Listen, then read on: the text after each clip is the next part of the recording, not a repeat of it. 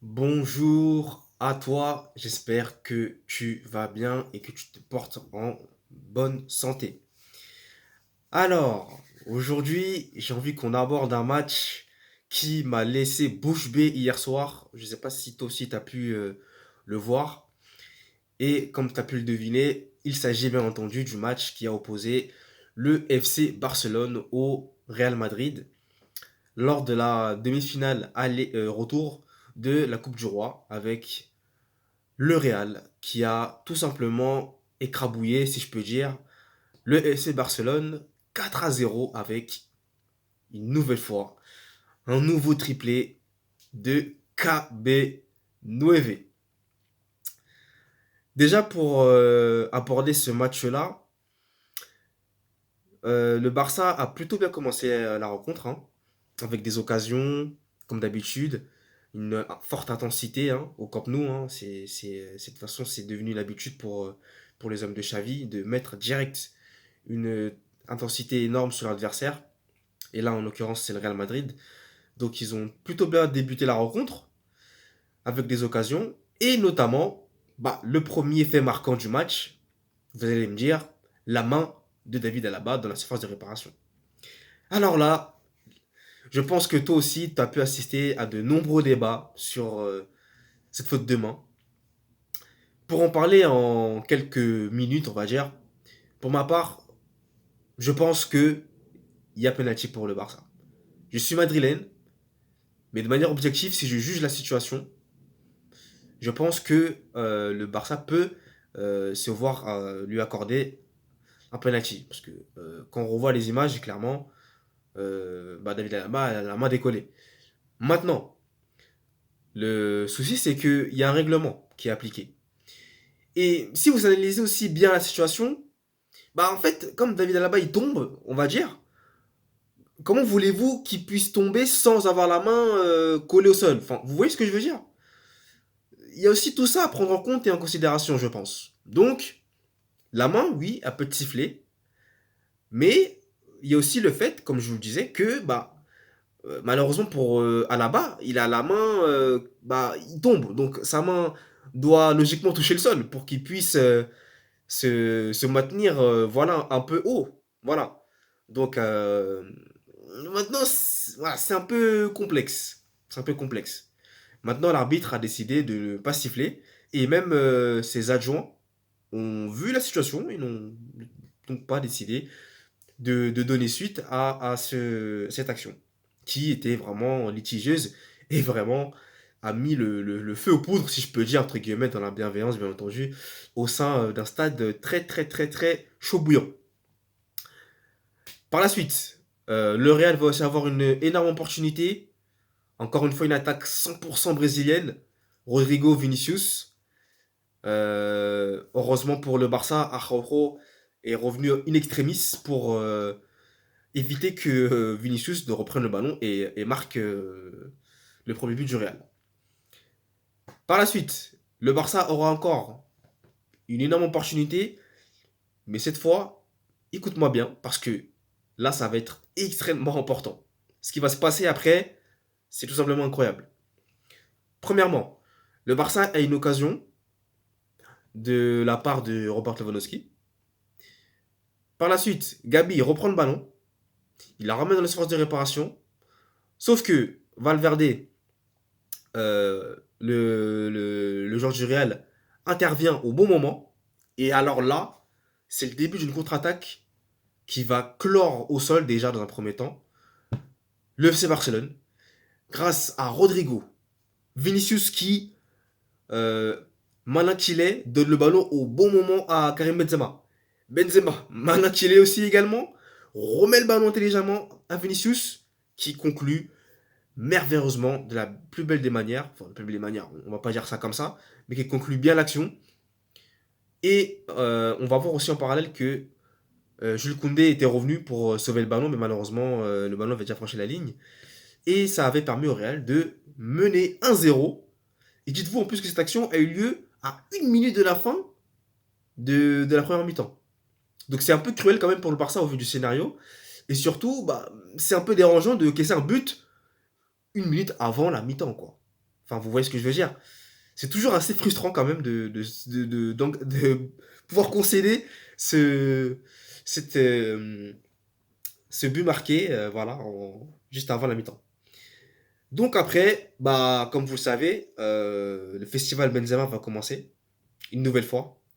Il avait déjà eu lieu contre Valladolid et là, cette fois-ci, il aura encore lieu face au FC Barcelone. Alors, par contre, pour revenir sur le second but qui va arriver très rapidement, la défense barcelonaise, pour moi, sur ce but, j'ai pas compris ce qui s'est passé. Totalement absente. Totalement absente. Alors, dis-toi quand même que Benzema avait le champ libre pour ajuster parfaitement Ter Stegen. Ça veut dire qu'en fait, aucun joueur n'est venu sur Benzema. Aucun joueur.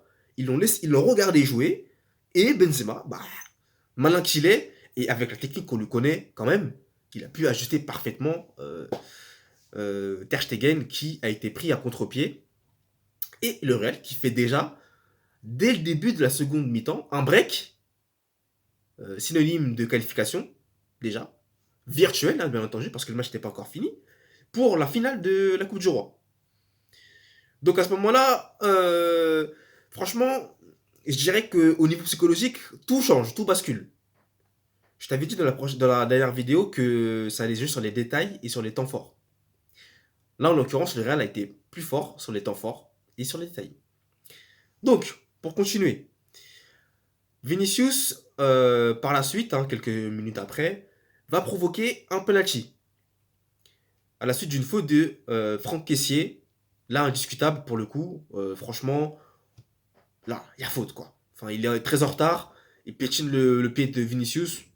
Voilà, penalty, indiscutable.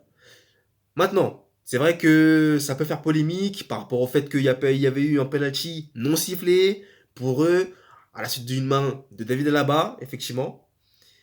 Donc après, effectivement, ça peut porter à polémique, comme je voulais te le dire. Mais sur ce coup-ci, là, il y avait vraiment faute. Donc voilà, il y a penalty. Indiscutable.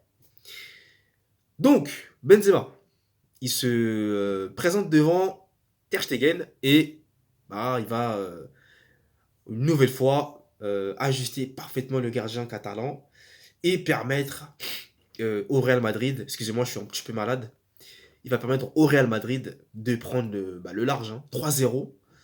Le score est déjà assez lourd.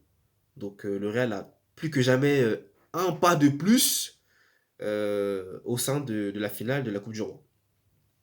Et après, du côté barcelonais, trou noir, trop d'air, plus aucune action, enfin, plus aucune opportunité franche.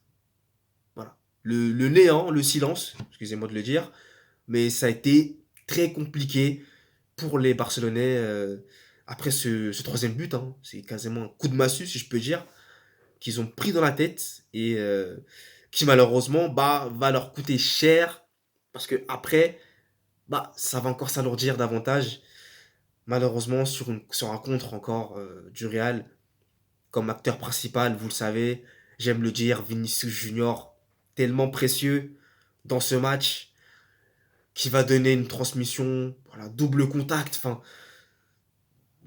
de la manière, voilà, tellement simple à Benzema. En plus, dans les temps, dans le bon tempo, enfin, tout est magnifiquement joué.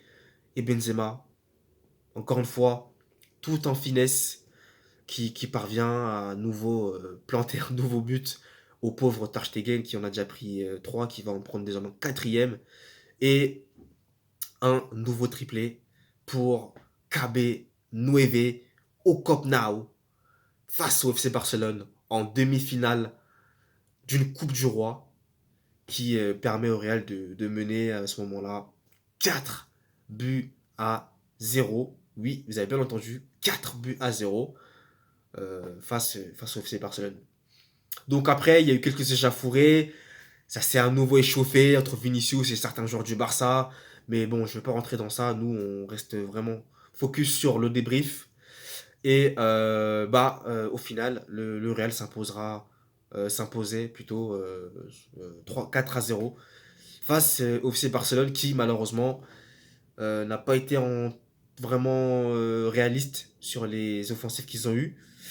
Et ça leur a coûté cher face au réalisme très très accru du Real Madrid avec un triplé, pardon, j'ai dire un quadruplé, un triplé et un but de Karim Benzema et de Vinicius Junior. Donc voilà pour toi. J'espère que tu as apprécié ce débrief-là. N'hésite pas à me dire, toi, en commentaire, ce que tu as pensé des faits marquants, notamment la main non sifflée de David Alaba et le penalty sifflé du coup de Vinicius en faveur du Real Madrid. Donc n'hésite pas à me dire tout ça en commentaire. J'attends d'ailleurs, je serai impatient de lire tes commentaires. N'hésite pas aussi à me mettre un j'aime si tu as apprécié le contenu, un j'aime pas si tu n'as pas apprécié le contenu. N'hésite pas aussi à partager autour de toi si tu as aimé et à me suivre également via mon blog sportif où je vais d'ailleurs publier un prochain article qui va bientôt arriver sur le Real euh, contre le Barça et t'abonner sur mes réseaux sociaux, Instagram, LinkedIn, tu connais la routine comme d'habitude et surtout n'hésite pas aussi à aller consulter mon ebook 100% gratuit fait pour toi. Voilà pour moi. Bah écoute, j'espère que tous ces contenus t'a plu. Moi, je te dis à la prochaine pour un prochain débrief que je me ferai un plaisir de te faire. Et surtout, comme je le dis et comme j'ai l'habitude de le dire, prends soin de toi, c'est le plus important. Allez, ciao!